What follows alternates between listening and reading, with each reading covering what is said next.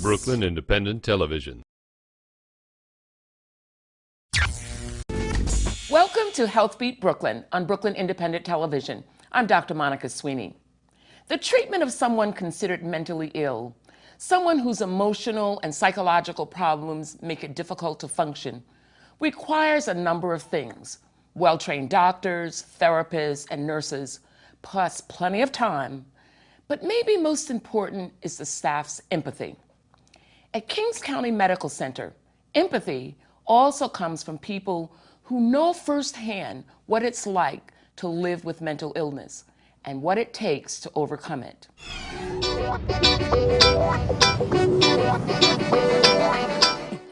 Good morning. Good morning. So we're here to hold our monthly peer counseling meeting. Talk about some of the issues that come up with the client. Doctor, this is the kind of treatment I'm going to prescribe for you. Peer counseling provides an opportunity for a helper who is a former and or current user of services to role model for the current recipient of service by giving a message of hope, by letting a person know that recovery is possible. What would you say is the most powerful attribute that you use in your work as peer counselors to help reach the patients or the consumers? I would say meeting them where they're at, and accepting them at where they're at and not judging them, and just offering them concrete solutions to their problems. Peer counseling is an added value to traditional behavioral health services. It's not in lieu of anything. It's not a substitute for anything. And peers do not work alone. They're integrated on interdisciplinary teams. They're part of the treatment discussion, and they help to translate the patient's experience to other staff.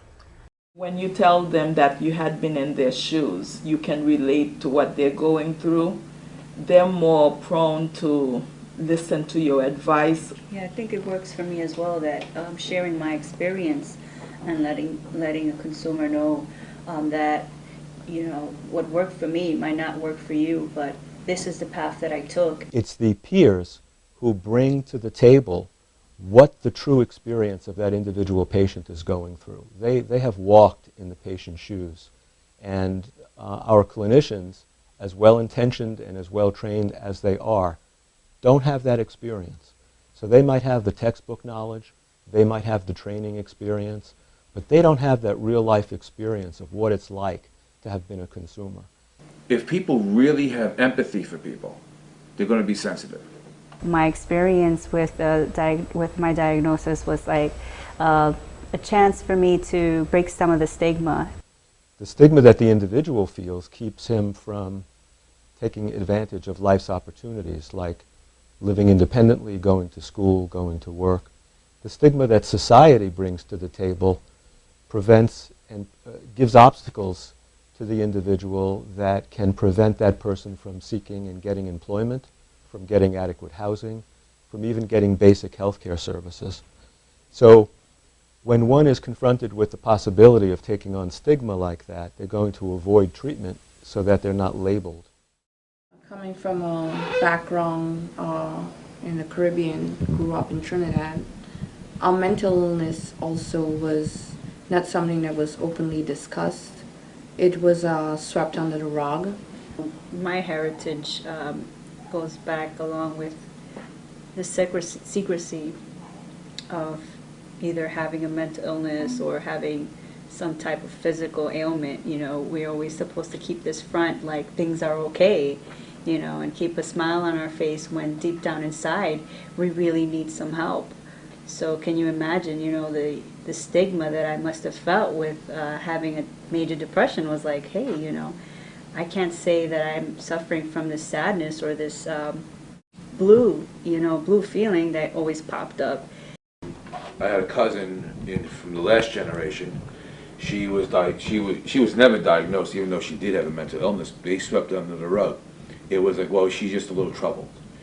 So when I was diagnosed with having bipolar disorder, I was like, do I open my mouth? Or are they going to sweep me under the rug? Surprisingly, my generation had a totally different view. And that really helped me because all of a sudden they were like, "You're going to get help, right?" And it worked. But my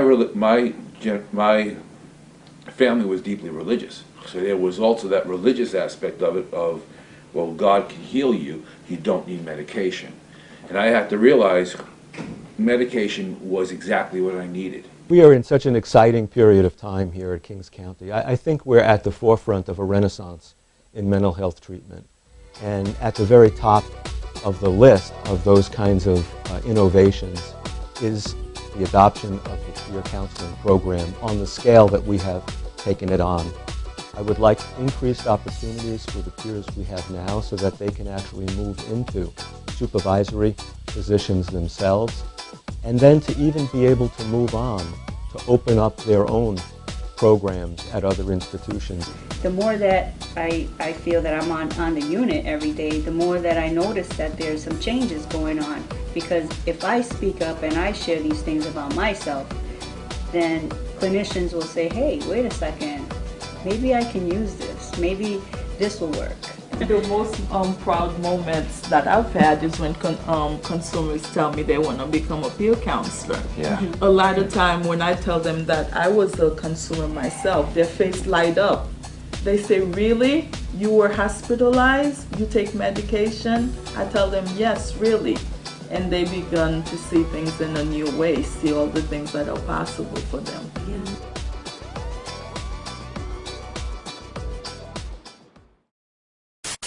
Become a fan on Facebook. Like Brooklyn Independent Television.